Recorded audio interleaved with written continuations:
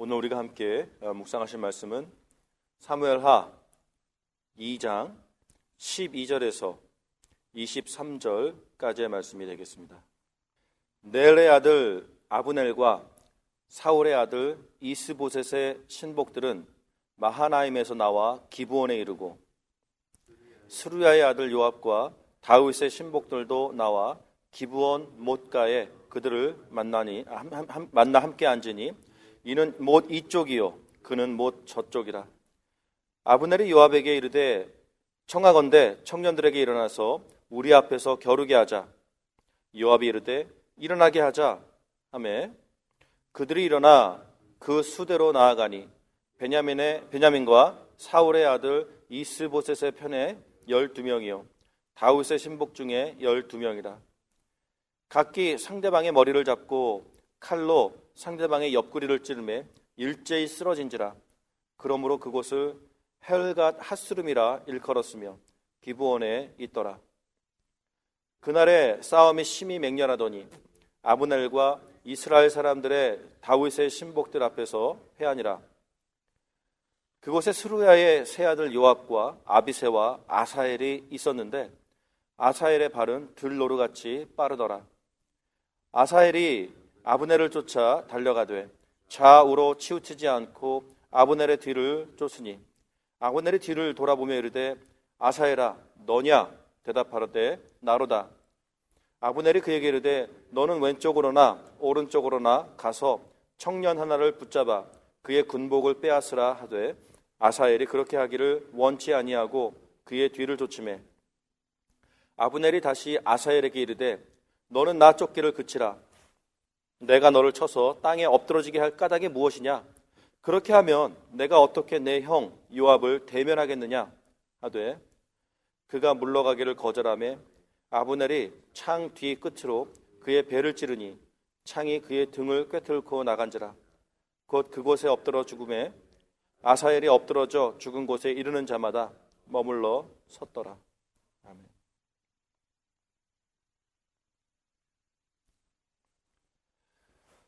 오늘의 읽은 이 부분에서 우리는 무엇을 지금 보게 됩니까?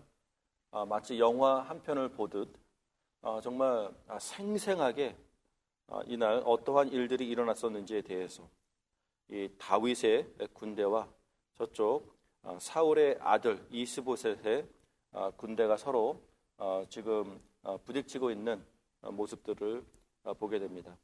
그 결과가 어떠했었는지에 대해서는 이제 우리가 내일 또 이어지는 묵상을 통해서 또 확인하게 될 것입니다. 오늘 우리가 확인하게 되어지는 말씀의 배경은 무엇입니까? 다윗이 헤브론에서 유다 족속의 왕이 된 날 숫자가 7년 6개월이더라. 이렇게 7년 6개월 동안 일하는 그 세월을 다윗은 반쪽짜리도 못 되는 거죠. 아주 조그만 지역의 왕으로서 지금 있는 것이고, 나머지 국가의 거의 전체는 사울은 비록 죽었지만, 또 요나단도 비록 죽었지만, 사울의 다른 아들인 이스보셋이 지금 통치하고 있는 상황입니다. 서로 너무나도 잘 아는 사이입니다. 오늘의 이런 갈등이 일어나게 되는 그 배경에는 우리가 사무엘하 1장을 통해서 또 확인하게 되는 거지만,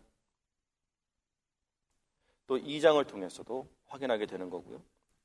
예를 들어 2장 1절의 말씀을 우리가 본다면, 그 후에 다윗이 여호와께 여쭈아르되, 내가 유다 한 성읍으로 올라가리이까? 여호와께서 이르시되 올라가라. 다윗이 아뢰되 어디로 가리이까? 이르시되 헤브론으로 갈지니라. 사울 왕이 죽고 요나단도 죽고 이제 더 이상 다윗이 도망가지 않아도 되는 좋은 상황들이 되었습니다. 이제는 마음이 얼마나 정말 후련하고 가벼워졌겠습니까? 사실 이 정도쯤 되면 어떤 면에서는 그동안에 그 고생했었던 그 세월을 향한 어떤 그 보상 심리가 작용할 만도 합니다.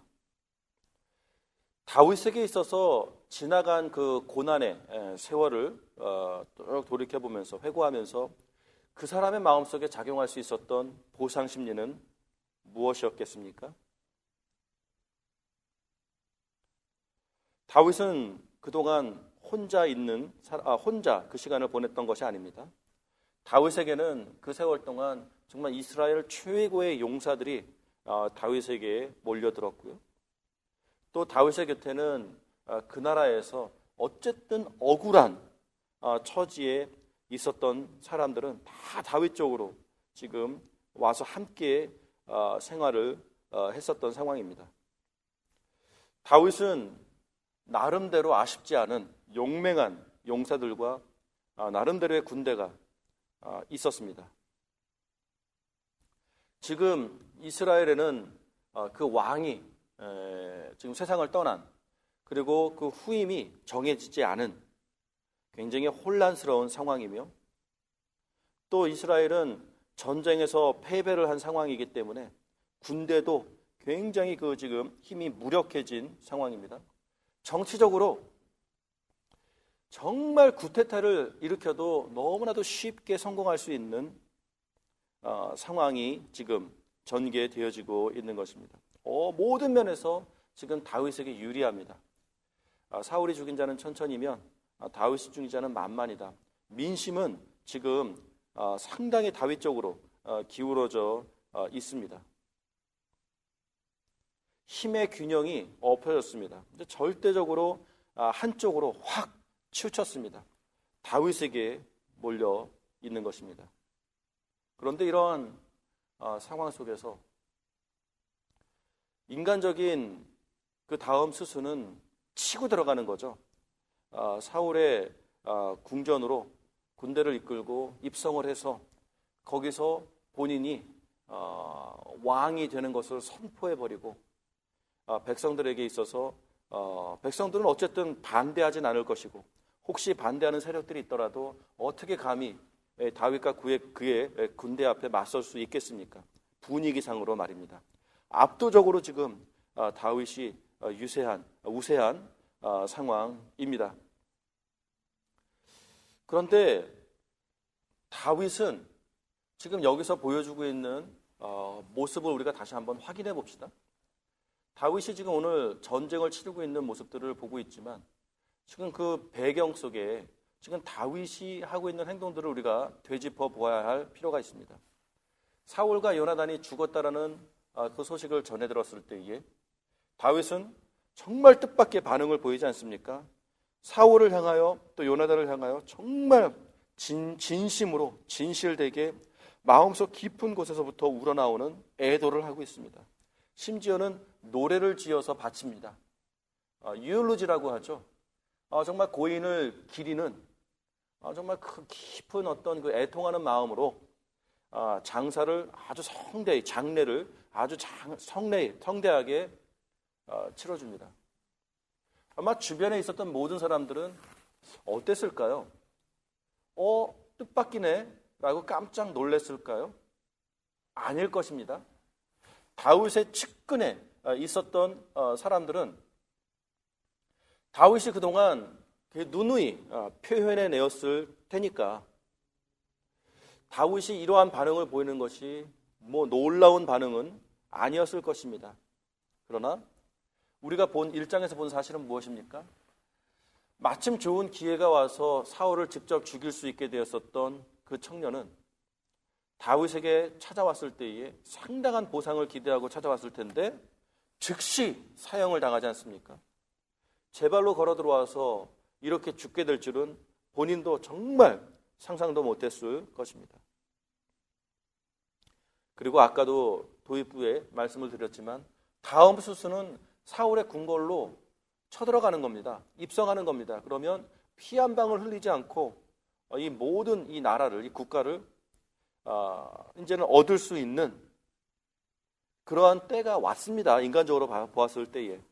그런데 2장 1절에 우리는 놀라운 충격적인 그러나 모범적인 모습을 보게 됩니다. 다윗은 하나님 앞에 물어봅니다. 하나님, 제가 이제 어디로 가야겠습니까? 어디로 가야겠습니까? 하나님께서 말씀하십니다. 헤브론으로 가라. 무슨 말입니까? 다윗은 어떤 면에서는 인간적으로는 이렇게 생각했겠죠. 하나님, 이 궁궐로 가야죠. 아닙니다. 하나님께서는 헤브론으로 가라고 말씀하십니다. 무슨 말입니까? 인간적으로는 지금 당장 이제 왕의 시대, 이것이 다윗의 인생 앞에 열리는 것이 당연한 수순인 줄 알았는데 하나님 앞에서는 아직 아니다라는 것입니다. 하나님 앞에서는 이제 다윗이 공식적으로 이스라엘의 왕이 되기 전에 아직 다윗이 밟아야 되는 수순이 하나님 앞에서는 남아있는 모습을 보게 됩니다. 무엇을 우리가 여기서 배우게 됩니까? 정말 우리가 인생을 살아가면서 어려울 때에도 하나님을 바라보고 의뢰하고 그 어려울 때에도 하나님을 바라보면서 그 믿음으로 이겨내는 법을 훈련받아야 합니다. 그래서 아직 고난이 끝나지 않은 상황 속에서도 아직 정말 나를 해하려고 하는 원수들이 사라지지 않은 상황 속에서도 만족을 배우며 감사를 배우며 그것을 이겨내어 심지어는 그 원수를 대항하여 보복의 칼을 가는 것이 아니라 정말 그 원수를 그냥 사랑하고 베풀고 품어주는 마음을 실천하는 정말 이것이 진정한 승리다라는 것을 우리는 배웠습니다. 그렇습니다. 우리 교회가 어떻게 이제 이기는 싸움을 할 수 있겠습니까? 성도 여러분. 그렇습니다. 이겁니다. 우리의 삶이 아직 해결되지 않았더라도 아직 이루어지지 않았더라도 아직 응답을 기다리고 있는 지금 그 인내 중에 있는 상황일지라도 하나님 앞에서 우리가 이러한 기다림의 시간 속에 이겨내야 되는, 배워내야 되는, 품어내야 되는 승리는 무엇이냐면 만족을 배우는 것이며 감사를 배우는 것이며 예배를 배우는 것이며 하나님 앞에서 그럼에도 불구하고 즐거워하고 기뻐하는 마음을 배워야 하는 것입니다. 하박국의 기도를 우리는 떠올릴 수밖에 없습니다. 비록 외양간에 소가 없고 무화과 나무에 열매가 없고 기타 등등 나의 삶에 아직 채워지지 않은 것이 너무나도 많이 있음에도 불구하고 하나님을 찬양하는 것은 조건부의 찬양이 아닙니다. 어떤 그 소들이 채워져야 되고 열매가 채워져야 되고 소득이 확인이 되어야 되고 모든 것들이 이루어지면 그제서야 내가 여호와를 즐거워하며 찬양할 것이다 라고 얘기하는 것이 아니라 어떻게 얘기합니까? 그런 것과 상관없이 나는 지금 이 시간 하나님을 즐거워하겠다. 지금 이 시간 나는 하나님을 예배하겠다. 난 지금 이 시간 하나님 앞에 만족을 고백하겠다 라고 선포하지 않습니까? 이것이 바로 이겨내는 자의 마음입니다. 이길 줄 아는 자의 마음입니다. 그러면 그 이기지 못하는 자의 마음은 무엇입니까? 이기지 못하는 자의 마음은 그겁니다. 평생 채워지기 전까지는 아무것도 못하는 겁니다. 채워지기 전까지는 부담스럽다, 아직 때가 아니다, 이런 어떤 그 부정적인 언어를 쏟아내고 정말 아무것도 엄두를 내지 못하고 그냥 자빠져 있는, 엎드러져 있는, 움츠러져 있는 이러한 마음가짐, 이것이 바로 이길 줄 모르는 자의 마음가짐이다라는 것입니다. 성도 여러분, 이겨야 되지 않겠습니까? 이기기를 갈망하십니까? 그러면 지금 처한 상황 속에서 하나님을 향하여 고개를 들어 하나님을 향하여 바라보며 하나님 앞에서 그 만족하는 법을, 하나님 앞에서 이런 열악한 상황 속에서도 예배하는 법을, 찬양하는 법을 배우셔야 합니다. 그것을 배우지 못하면 어떤 일이 일어납니까, 여러분? 우리는 지금 아직 때가 아니라고 움츠러져 있습니다. 이것이 이루어지기 전까지는 아무것도 할 수 없다고 엄살을 부리고 있습니다. 불편하니까 그 불편함을 우리는 항상 불평으로 표현해내지 않습니까? 이런 사람은 이길 수 없다라고 말씀드린 이유는 무엇이냐면 그 사람은 그것이 이루어져도 하나님 앞에 예배를 회복하지 못할 것이다 라는 것입니다. 감사와 즐거움과 그 기쁨과 어떤 그 이긴 자의 그 희열을 그 사람은 모든 기대하던 것들이 응답이 되어져도 그 희열은 경험하지 못할 것입니다. 누누이 말씀드리는 거지만 그가 하나님 앞에서 기뻐하긴 할 테지만 무엇을 기뻐한다고요?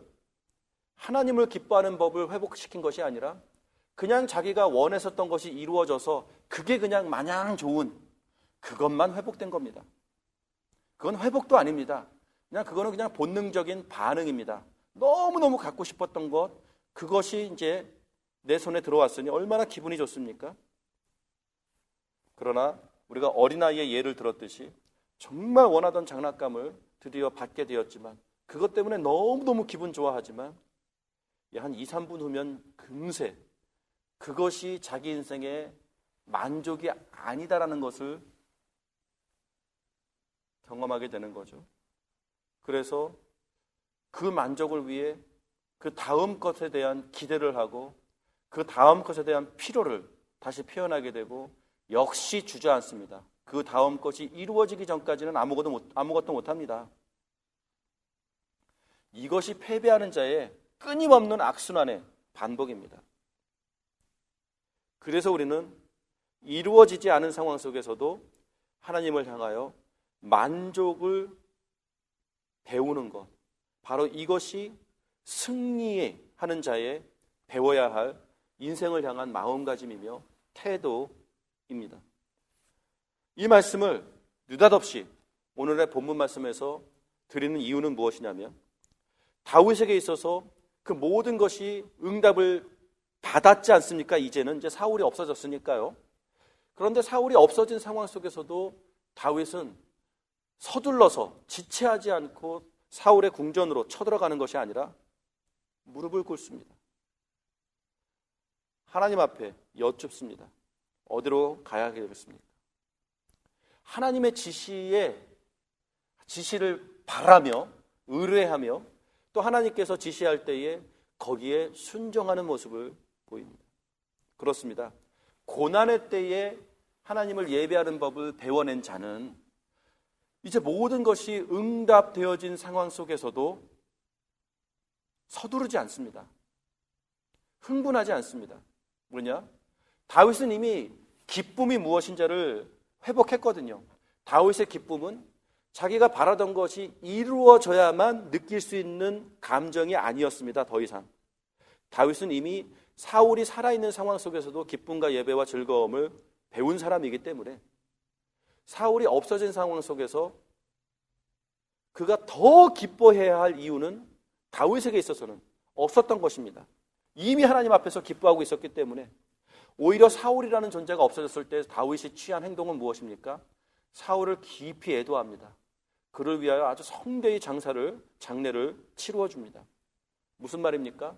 다윗은 조건부의 예배, 조건부의 찬양이 아니라 사울이 있고 없음과 상관없이 그는 하나님 앞에서 기다릴 줄 알고 예배할 줄 알고 즐거워할 줄 알고 그 마음의 평온을 이미 하나님 앞에서 회복을 시켜낸 그 마음을 가진 자였기 때문에 이제 이렇게 사울이 없어졌다라고 하는 상황이 생겼음에도 불구하고 다윗은 여기서 경거망동하게 막 기뻐서 날뛰는 것이 아니라 오히려 하나님 앞에 무릎을 꿇고 그 다음 스텝은 무엇입니까? 이렇게 물어본다라는 것입니다. 여러분, 이게 정말로 우리들이 배워야 하는 이길 줄 아는 마음을 배워나갈 때에 반드시 갖추어야 되는 마음 자세입니다. 이것을 통해 우리는 다시 한번 확인하게 됩니다. 아, 다윗은 이미 마음의 평정을 이루어낸 사람이구나. 이것이 우리 인생에 무슨 교훈이 됩니까, 여러분? 그렇습니다. 우리는 이것저것 때문에 못합니다. 아무것도 할 수 없습니다. 내 코가 석자입니다. 자, 이런 패배자의 마음을 이겨내는 연습을 해서 하나님 앞에 만족을 배워나가기 시작하는 자리에 들어가기 시작했다 하면 이제 우리의 마음속에서 정직해져야 됩니다. 그동안 우리가 하나님 앞에서 정말 목숨을 걸고 이루어달라고 기도했었던 그러한 기도의 제목들이 이루어졌을 때에 물론 기쁘지만 정말 성숙한 마음이 생기는 겁니다. 이것도 기쁘지만 진짜 기쁨은 이미 회복되었다. 예전에 이미 하나님 앞에서 해결했다라는 인생의 정말 그 숙제가 풀려진 그 사람은 이제 그 기도의 응답을 경험하게 되어도 역시 본인에게 유지되어지는 기쁨은 그동안 기다렸던 것이 이루어졌기 때문에 오는 그 기쁨 때문에 하나님 앞에 나아가는 것이 아니라 그것과 상관없이 언제나 항상 하나님 앞에 나아가고 있었던 하나님 앞에서 어쨌든 유지하고 있었던 그 기쁨 속에서 경거망동하게 뛰는 것이 아니라 하나님 앞에 무릎을 꿇을 줄 아는 것. 정말 이것을 통해서 우리가 그렇습니다. 굳이 제가 이제 표현해내자면 너무 돌려서 말씀드린 것 같은데 표현해내자면 이겁니다. 기쁠 때나 슬플 때나 변함없이 예배자의 자리에서 좌로나 우로나 치우치지 않고 그 자리를 지켜내는 마음, 이겁니다. 이것이 본인의 삶 속에서 확인이 됩니까? 라는 질문입니다. 이겨낼 줄 아는 사람은 이것을 확인할 줄 알아야 합니다. 그래서 정말 역경의 때에도 예배했고 기쁨의 때에도 변함없이 하나님 앞에 무릎을 꿇을 줄 아는 이 마음을 본인 스스로가 갖춰내고 또 본인 스스로가 증명해내는 것, 바로 이것이 이기는 자의 삶 속에서 나오는 삶의 모습이다라는 것입니다. 그러면 오늘 우리가 묵상한 이 말씀 속에서의 배워야 될 포인트는 무엇이겠습니까? 글쎄요, 지금 사실은 다 형제들이며 다 친구들이며 정말 다 안면이 있는 자기 나라, 자기 백성, 자기 사람들입니다.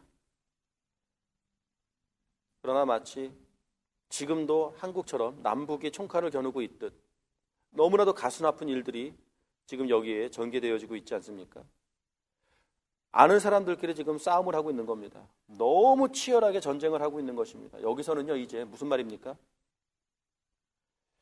우리가 던져야 되는 질문은 물론 다윗이 이기겠지라고 하는 그런 가정은 하겠지만 사실상 오늘 우리가 읽으면서 여기서는 누가 이겨도 이기는 게 아니고요, 누가 져도 지는 게 아닙니다.